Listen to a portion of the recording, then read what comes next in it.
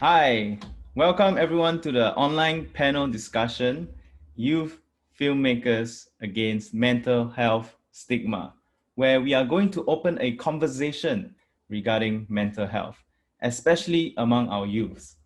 Today we have a panel consisting of mental health experts as well as filmmakers who have produced award-winning films addressing the topic. My name is Jeremiah, a content creator from social media channel Tropic Monsters TV, and I'll be the moderator for today's event. Hi, everybody. So to start, I would like to introduce each of our panelists. Okay, so first off, we have filmmaker, the director for So Decide, Ariani Camelia. So Ariani is a freelance assistant director who have always been passionate about filmmaking.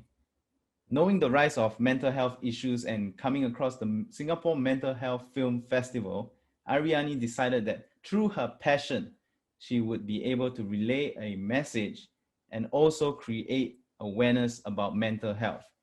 Being around people close to her that have been going through struggles, she feels deeply with regards to helping her loved ones and others around her.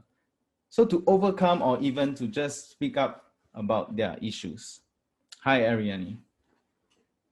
Okay, so next up we have a filmmaker as well, director for Yet, Ivy Chin. So Ivy is the founder of Umbrella Filmworks. Ivy's spirit burns with passion in filmmaking and firmly believes that her films need to be infused with soul. Having honed an arsenal of skills, she stepped into the filmmaking scene. Ivy has embarked on multiple projects, even including the production of feature films. Concurrently, Ivy has created short films, online web series, corporate as well as commercial films.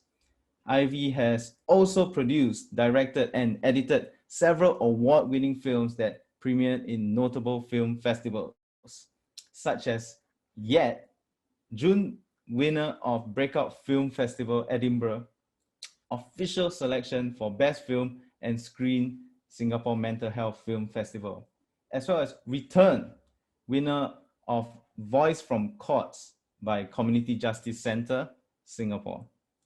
Screened at the Singapore Biennial 2016 opening ceremony, and Blast, Best Sound Mixing and Editing by National Youth Film Awards 2016.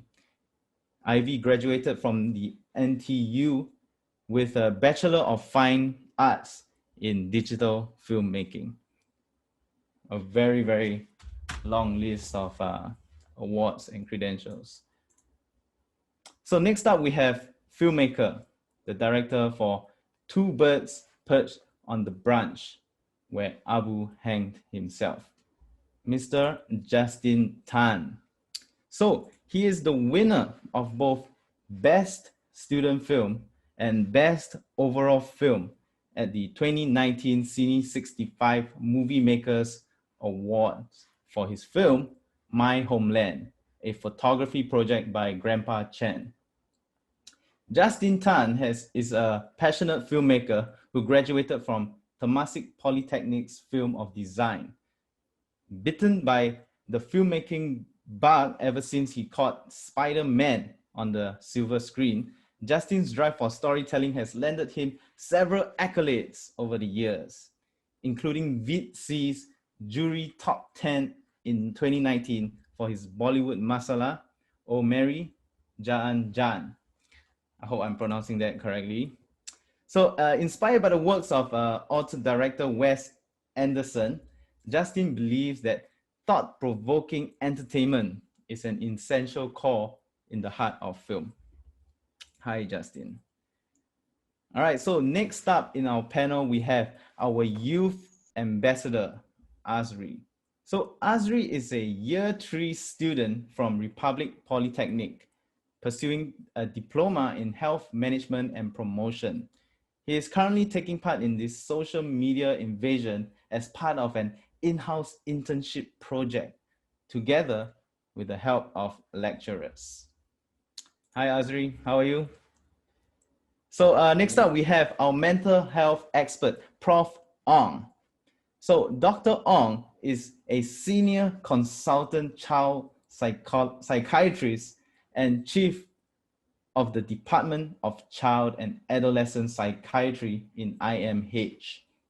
He obtained his master's in medicine in psychiatry in 1999 and graduate diploma in psychotherapy in 2001 from the National University of Singapore. Since his return from a fellowship in New York in 2005, he has been deeply engaged in outpatient services for children and adolescents with psychological problems and has conducted research work in mood disorders, schizophrenia, and ADHD. In Child Guidance Clinic, he uses art and other creative expressive therapies to help children and young teenagers who suffer from anxiety, depression, and trauma. Well, in his free time, Dr. Ong enjoys appreciating art in all its forms in art galleries, museums, live performances, and pop-up art events. He is a frequent speaker in public forums and media interviews on child mental health issues. His authorship also spans various relevant topics on children and adolescent mental health. Hi, Prof. Ong. Nice to meet you.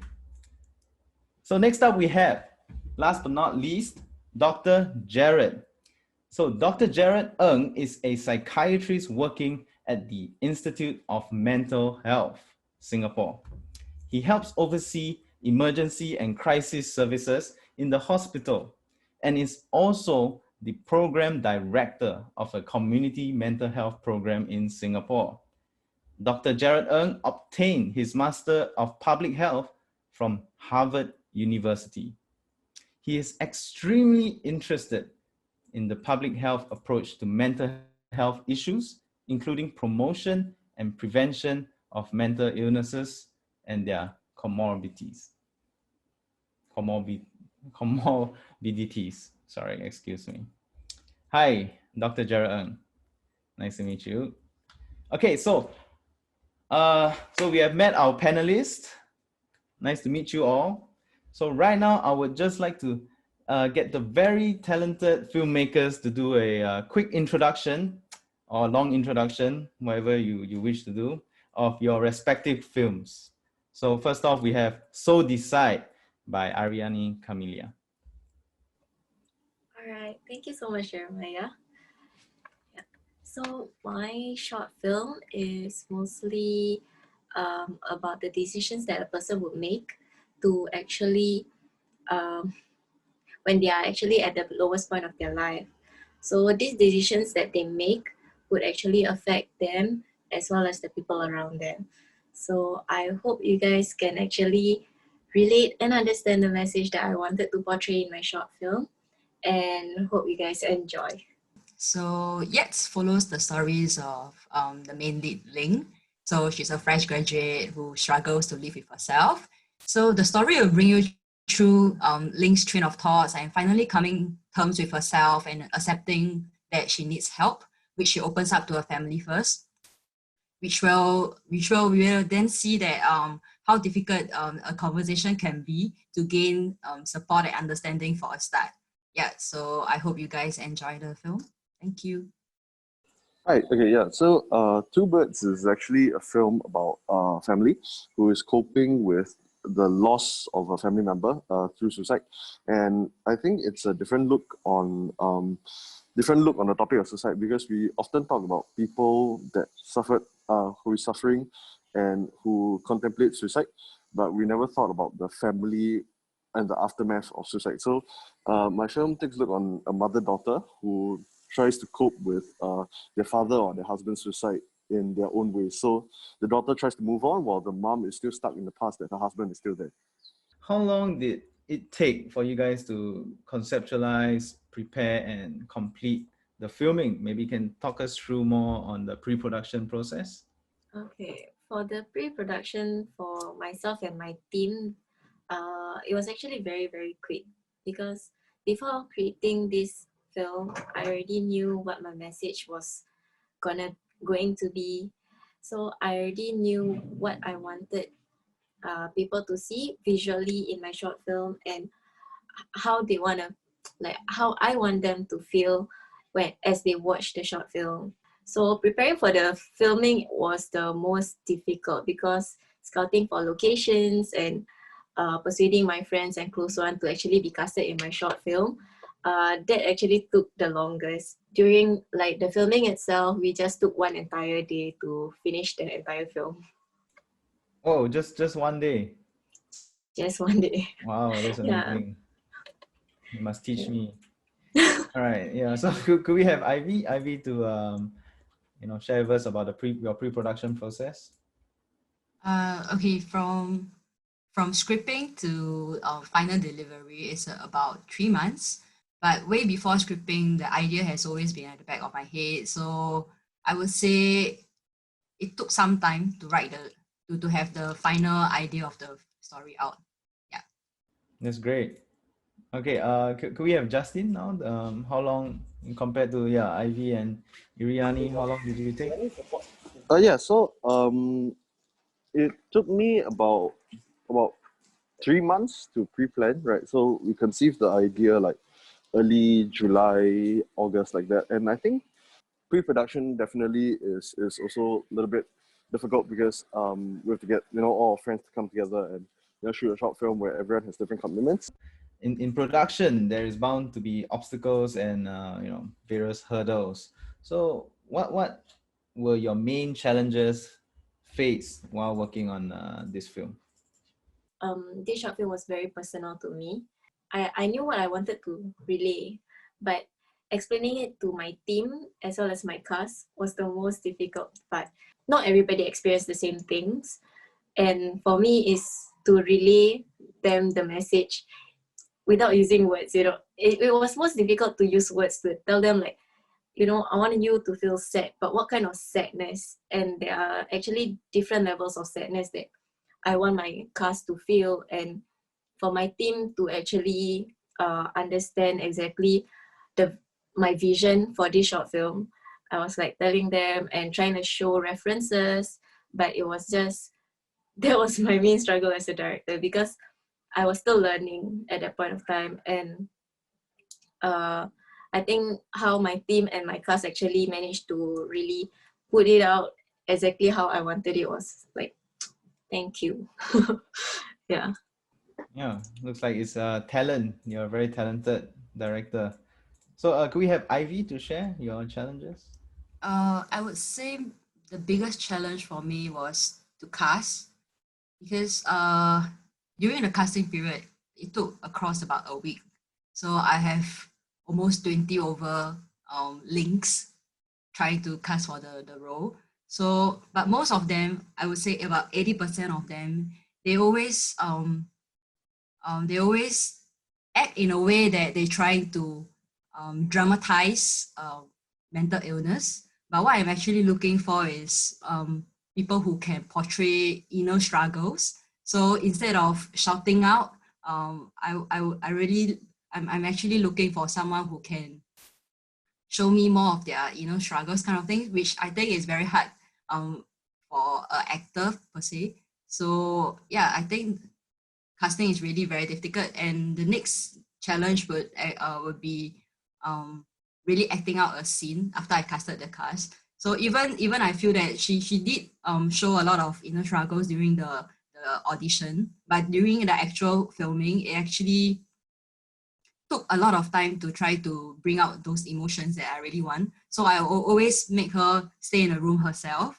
And prior to a big scenes, I will actually come into the room and talk to her and discuss about the scenes and ask her to imagine things, kind of imagine the scenario I want it to be, and put in some visuals in her head so that she can actually dig some of her personal experience and amplify it out in front of the camera. So I think a lot of these little emotions is very difficult and very challenging for me to bring it out. Oh, that's interesting. Thanks for sharing that. Yeah, definitely all the emotions that you brought out in your film. I felt it. So good job on that. How about Justin? What is did you have any challenges or obstacles?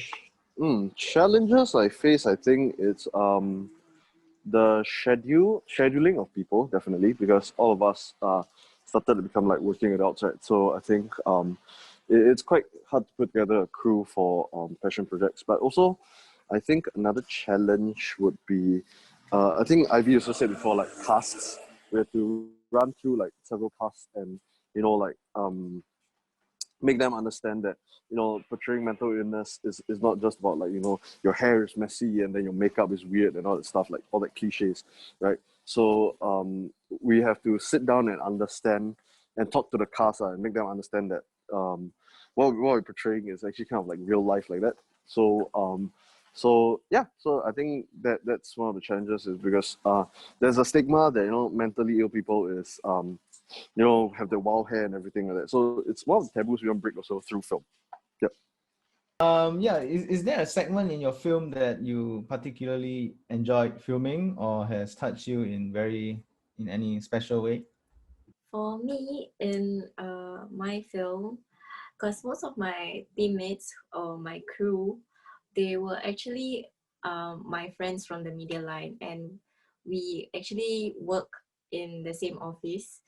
Doing the fun parts of my short films where like the cast were all playing with each other, they were hanging out with each other, all of it was actually very genuine. Because they all knew each other, so it was really just unscripted. So I just told them, okay, you guys can just hang out, and then I will capture close-ups of you all, and then you get like they do things that they usually do in the office per se.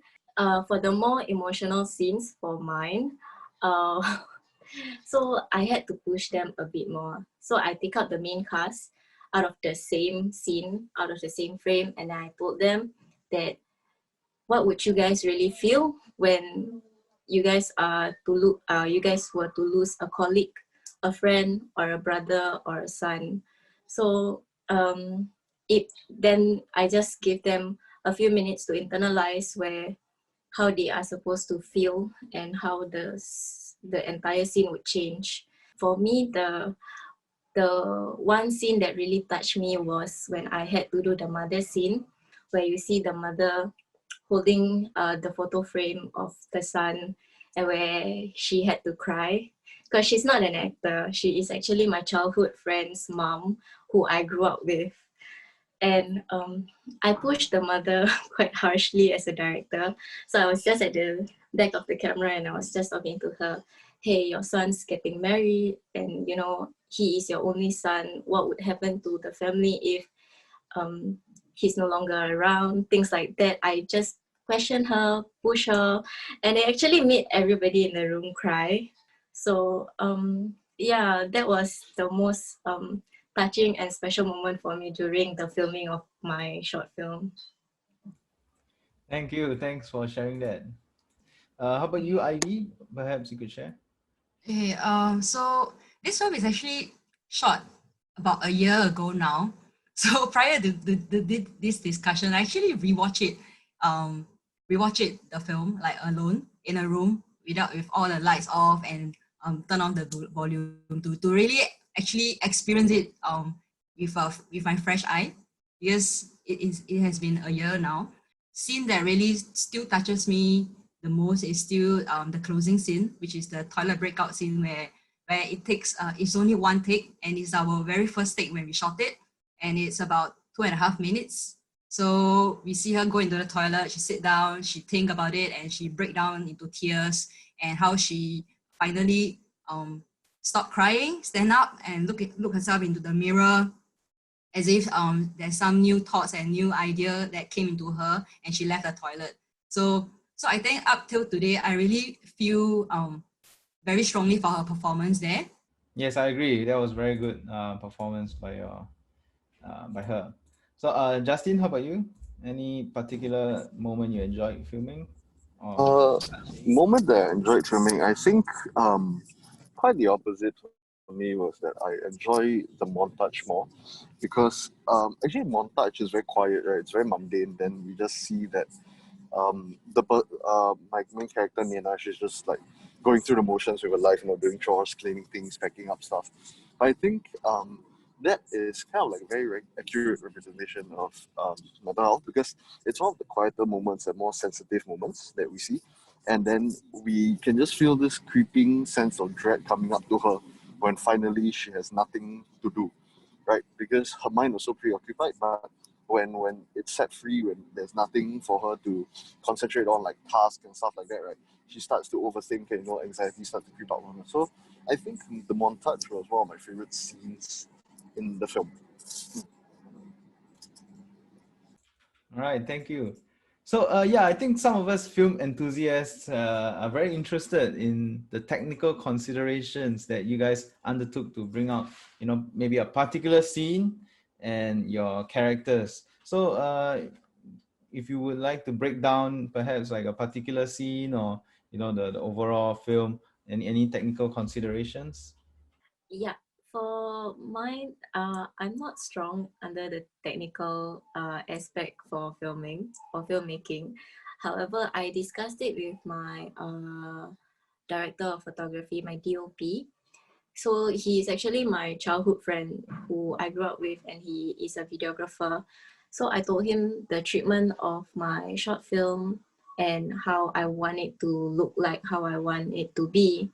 And it is actually heavily dependent on the emotions of the cast. So things like tears, things like happiness. So I really wanted to show that within the short film. So with my editor, when I was talking to him about my vision about this short film, he told me or advised me that he could he could actually add in some shaky and unstable effects, as well as where my DOP could just float the camera to show that the instability of the main character, as well as how the thought process will actually be very messy and everything. So with that, my editor also contacted a sound effect guy. So he actually volunteered to put in the sound effects for us in getting the feel of the short film, like advising me that, hey, maybe adding a high pitch ringing, or like how to say, making the cries a bit more dramatic here and there, and then the laughter, which is all already pre-recorded as we were filming it, but which part to put in more emphasis. It's mostly my editor as well, who was really guiding me through. So I also, within my short film, there was a music video and soundtrack at the end. So I felt like it would create a more impactful ending for my short film. So I actually called up a friend who is in a band to actually do a cover of Memories by Maroon 5, because it's really how you think that the decisions, and you'll continue like thinking about the memories that you had, the good times.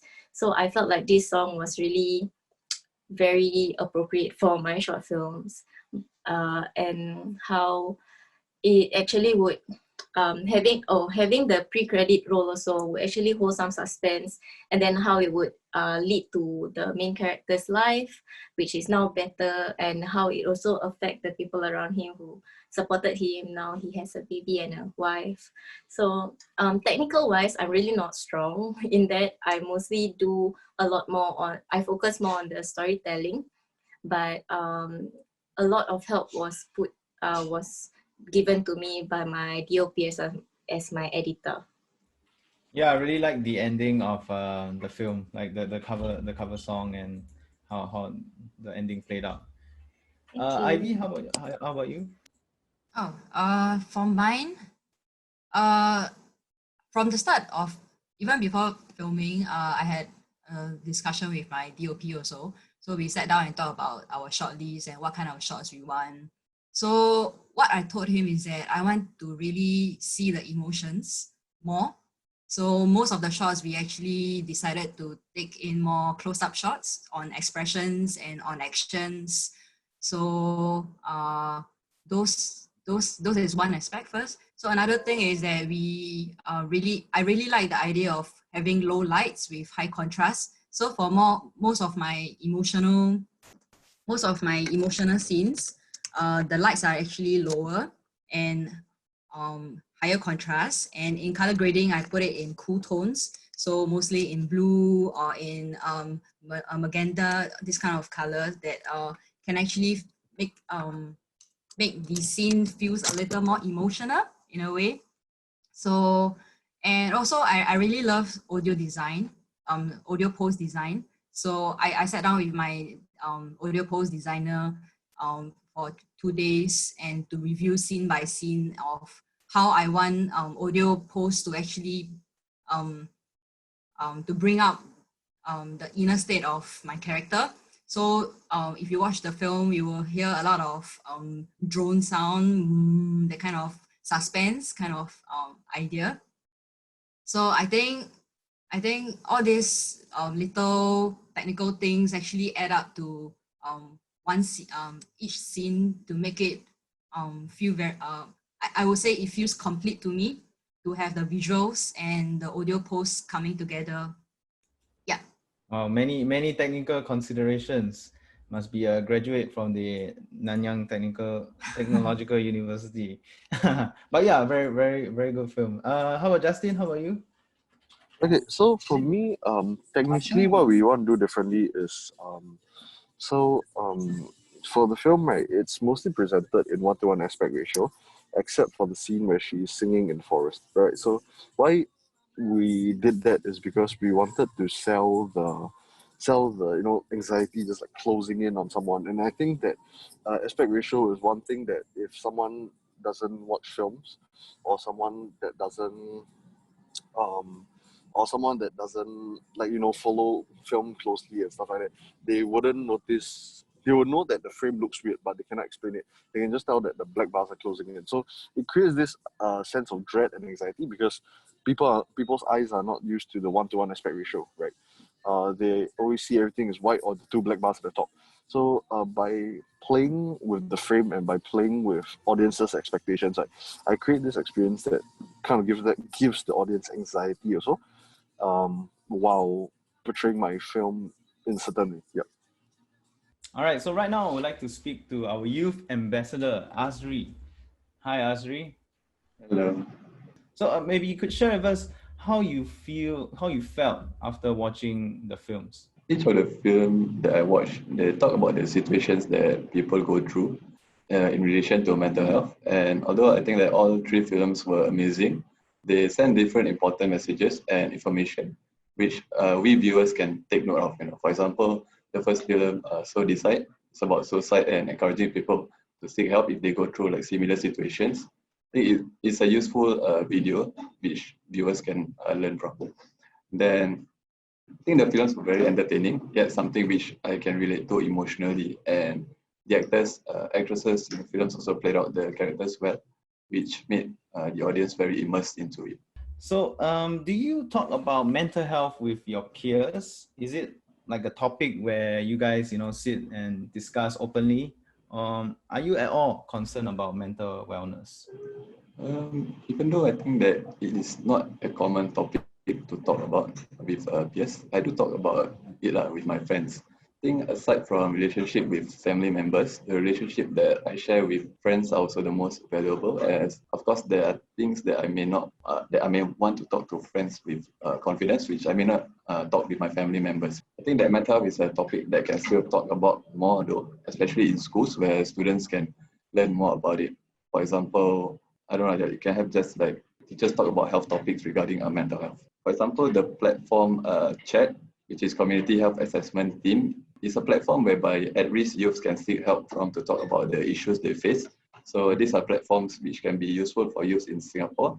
Although, yes, I think there are more that can be done to discuss about it more openly. What Azri mentioned, CHAT. So CHAT actually stands for Community Health Assessment Team. CHAT is a group of healthcare professionals dedicating to promoting awareness of mental health, access to mental health resources, and to assess by providing a confidential and personalized mental health check for young persons between 16 and 30 years of age. So, Azri, continuing on, maybe you could share with us, what are some of the common problems faced by youth these days, based on your experience? So speaking from a student perspective, there are many like common problems faced among the youth these days. So one of the common one is bullying, especially with the increased usage of social media among youths. Has made bullying more public and prevalent. So in fact, cyberbullying can replace is the most common type of harassment that youth experience. Another most common problem among youth could be academic problems. Some youths feel that the pressure of getting good grades in school could be due to parents' expectations or even peer pressure. All right. So yeah, you mentioned that almost everyone have their own challenges when it comes to mental health and mental illnesses. So yeah, the question, I'm curious, does everyone have mental illness? I would say that almost everyone at some point in their life would have some mental health symptoms, but we typically bounce back, as we often do, and we feel better as time goes by. And these symptoms do not necessarily evolve into an illness. Maybe Prof. Ong, you could share with us what are the main issues faced by the youth today when it comes to mental health, and how has it changed over the years? I think that the changes in mental health problems faced by youth are also largely contributed by the arrival of the internet and also social media as well, which was rightly pointed out earlier on by our youth in our midst. Okay, the youth of now do face a lot more pressure from academics, right? Yeah, having computers and handphones certainly add on to the numerous distractions that the youth already have. So as an illness, is mental illness treatable? Is it like a terminal illness? If so, does one need to be on medications, and is it like you have to take the medications forever, or can it be cured? Well, there's both good news and bad news. Okay, right. Good news is mental illness is not terminal. All right, yeah. You don't die from a mental illness. You die through your actions. The bad news is there's no cure, mental illness. But mental illnesses are highly treatable. So that's a term that we often use. Is there's no cure for mental illnesses, but it's highly treatable. They are very good and well-established evidence-based practices in the form of medication treatment. So, of course, there's always a chance that the illness may recur, and we call that a recurrence. Treatment adherence and compliance is the key towards maintaining good health, as well as early identification so that the youth can access professional help. There's always a chance for psychiatric medications to be stopped, but it all depends on what type of illness it is, what's the nature. Is mental illness hereditary? Yeah, most forms of mental illnesses are hereditary, unfortunately as well. So the risk is higher if a blood-related family member has the illness. So to cite an example, autism, attention deficit hyperactivity disorder, ADHD, are both highly heritable. Is IMH the only place to go to when a youth is seeking to address a mental health issue? Is there a difference between going to, let's say, IMH to a GP? Nowadays, all restructured hospitals have a department of psychological medicine or psychiatry. So individuals with mental illnesses can certainly go there for assessment and treatment.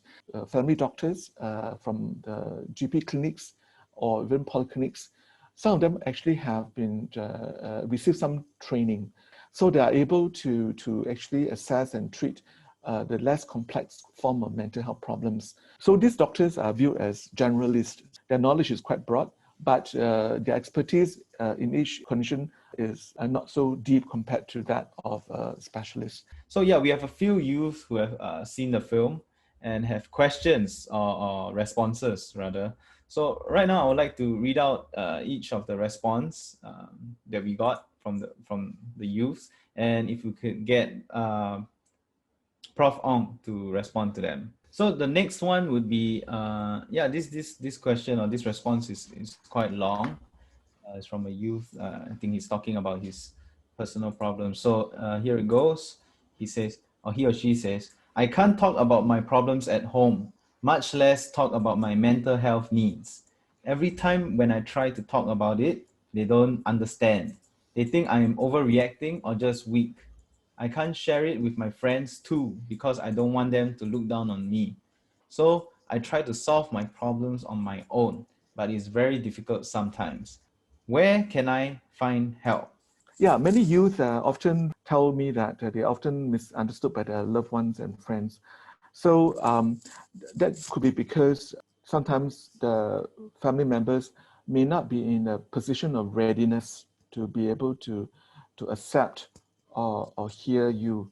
But the youth must also try their best to communicate effectively as well. Don't expect parents to be able to, or your friends to read your mind. So if you don't verbalize it, they could be confused too about what your needs are, and they can't attend to you if you're not sure. Give that emotional label, tell the reason why you feel that way, and what you hope to see or what you hope the person could do for you. Put your judgment on the side, and then listen actively, empathetically, and try to understand where the other person's coming from. Try not to interject. Try not to, other than school personnel, the youth can also approach maybe their seniors or elders from religious organizations like a church or a temple or things like that. So all these organizations can be helpful too. And of course, there are also agencies in the community like family service centers. There are also several helplines. Some are anonymous, so that you don't feel the pressure to reveal your identity. So yeah, the last response for Prof. Ong, here it goes. Can I seek treatment without the knowledge of my parents? I don't want them to worry. I think I can handle it myself. I'm not above the age of 21 years old, by the way. Is it compulsory to let my parents know? We generally do want youth to engage their parents because they often need the support from their parents, especially when the youth are not feeling well. So if the youth is, for some reason, not able to bring the parents, we will do a screen first and see whether we could at least find out what's going on, and do a risk assessment to see whether there are any urgent or immediate considerations that we have to keep in mind. After the first session, we then would work with the youth to see how we can engage another family member. The first response that I would like Dr. Jared to respond to is, after watching the films, I am reminded of my grandmother's suicide. She took a stool and climbed over the parapet. Every time I walk past the corridor, I feel like I can still see her there, and I'm constantly reminded of the incident. Is that normal? Do I need help? And really, missing your grandmother is part of the grief process, and you need to go through it. You need to have this period of time where you yearn, you miss for your grandmother. But certainly, the incident where you witness your grandmother climbing over the parapet and jumping, I presume, must have been really traumatizing. And I think it would be really important if you talk to somebody about this, especially if this has affected your functioning. You can't work, you can't concentrate, you can't walk past the corridor without feeling a lot of emotions. If this happen, if this is really too severe, we might even be looking at symptoms that suggestive of post-traumatic stress disorder, which can be treated. So I think you should speak to someone about it. I think what you went through is not something to be taken lightly. Okay, thank you. So yeah, the next response would be, sometimes I froze and my mind just went blank. I can feel my heart beating very fast. Sometimes I also feel like vomiting. Is that anxiety like what I saw in the film? Yeah, so I think different people will experience an anxiety attack or a panic attack differently. I think what the audience asked sounds like palpitation, which is feeling your heartbeat, nausea, a sense of losing control. All these could be symptoms of a panic attack. So okay, so the next one is, some of my friends turn to alcohol to deal with their problems. What can I do when I'm anxious? Sometimes I feel like dashing out of the house and to jump off the building. Do I need to be admitted to the hospital? Because I don't want to stay in a hospital. You're right. I think people turn to different ways of coping that may be more harmful than helpful. We know why people drink. I think drinking sometimes can numb them. They will lose, they might forget their trouble. They help them to sleep, for example. But I think in the long run, excessive use of alcohol is really going to be more harmful. I think there are other things that the audience member can participate in or can advise the friends to do. There are mindfulness exercises, relaxation exercises, deep breathing exercises to deal with their anxiety.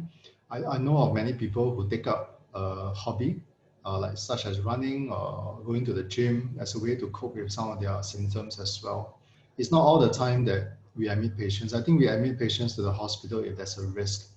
Like for example, if this particular audience member say that he or she really wants to jump off a building and feel that he or she can no longer control these impulses, this urge to jump, certainly admission is something we need to talk about to keep the person safe. We will work out a safety plan. We will work out a treatment option for you when you come to the hospital, and then we see what we can do to help you relieve yourself of the anxiety. All right, the next one is my friend told me she cut herself because she needs to feel the pain to feel alive again and to relieve stress. Does she need to see a doctor? Self-cutting is really quite common. We do see this in many of our patients who come to us. We also know that many of them cut. So I think your friend needs to talk to somebody. It doesn't necessarily need to be a psychiatrist. It can be a counselor. It can be a school counselor. It can be a psychologist. It can be a general practitioner, a GP. So as Dr. Ong said just now, they are equipped to help with some basic mental health assessment. So the next one, the next response, is quite lengthy. So here it goes. I have been having suicidal thoughts for the past 2 years since the breakup with my girlfriend. I don't enjoy doing anything anymore. It is making me very tired and I want it to go away, but I don't know what to do. Sometimes I feel like there is no point in living. I have looked online about ways to die and have seen videos that encourages me to do so. I don't know what to do. I'm confused and lost. I have heard voices talking to me before. I am not sure if those are my thoughts or they are really voices. Sometimes I feel like the voices are talking to me and telling me to do things to myself. I feel scared. Am I a severe case? What should I do? I think the symptoms that the audience member described, such as low mood, a lack of energy, thoughts of life being meaningless, and in fact, hearing voices, this could indicate a serious depressive symptoms. And I think this person should seek help with a counselor, psychologist first as a first cut, or see a family doctor to let them know about these symptoms, to report it as it is, as what is reported here. I think having voices, for example, as what the audience member said, does not necessarily mean that you're suffering from schizophrenia or serious mental illness. I think people with serious depression can hear voices as well, telling them to do certain things.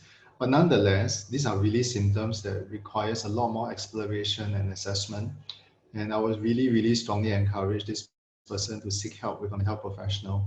All right, so for the final response from the audience, my mother has depression. Sometimes I see her cry in her room alone and I don't know what to do. Should I leave her alone to cry or should I talk to her? I feel like doing something to make her feel better. What can I do? I feel very confused.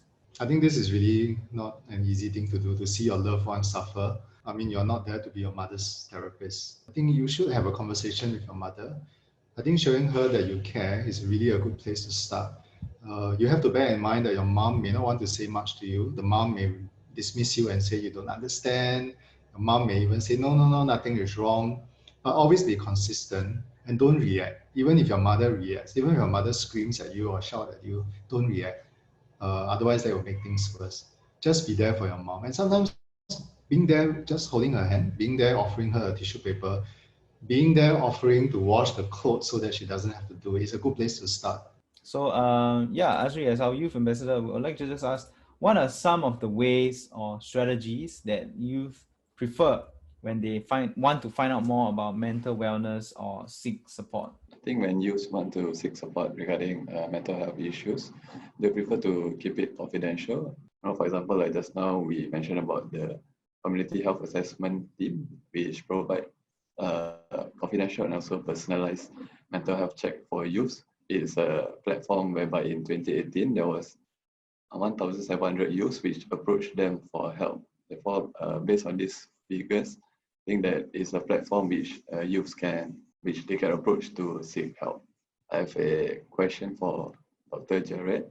Like we youth, like we always feel stressed, like being at home or in school, dealing with family problems, relationship problems, friendship issues, and also schoolwork. So, what are some of the things that we can do to relieve this stress? See what you have done in the past that has helped you. I give you an example. Maybe when I was much younger, what I would do would be to write. I like writing, so I'll write when I'm stressed. I write about my feelings. I write about the thing that's been troubling me. What happens now when I face stress at work? I do talk to somebody about it. I come home, I talk to my wife about it. Or I would go for a run. I'll go for a run, and during the run, I will think about my problems. I'll let the problems come to me, and then I'll let the problems go. It's really mindful. I strongly suggest that you talk to someone about it. There's no shame in talking to people about your trouble. That's what friends are for. And likewise, you should approach people that truly cares about you to talk about some of these issues that's bothering you. Okay, I have one more question for you. Then, how do I know if my friend has a mental health issue which needs professional help? And also, how can I play a part in helping my peers dealing with mental health issues? This is how I'll answer the question about the mom. Be a friend. You're there not to be the therapist, even though you may be doing psychology. You are not there to be your friend's psychologist. You're there to be a friend. So I think it's important to really know to know how your friend is normally. If your friend is someone who is always very cheerful, someone who is very, very chirpy, then suddenly when there's a change and there's no reason for it, or your friend doesn't want to talk about it, then I think maybe you can just gently prod your friend, nudge your friend to say, hey, I noticed that you've not been talking very much recently. What's troubling you? And have them talk about it.